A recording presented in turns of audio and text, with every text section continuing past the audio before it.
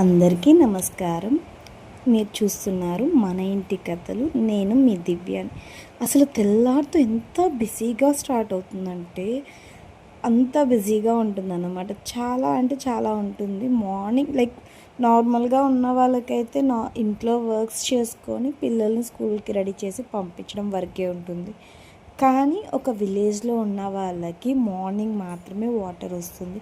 ఆ వాటర్ని పట్టుకుంటేనే ఆ రోజంతా ఫుల్ అవుతుంది. నెక్స్ట్ పిల్లలకి ఇటు క్యారీ చేసుకుంటూ ఆవుల గురించి కూడా అయితే కేర్ తీసుకోవాలి. మార్నింగే 1 టైం వాటర్ పెట్టాలి, పాలు తీసుకోవాలి. అట్ ది సేమ్ టైం క్యారీకి రెడీ చేసి వ్యాన్ రాకముందే పిల్లల్ని అయితే రోడ్లో తీసుకొని వెళ్ళి వదలాలి.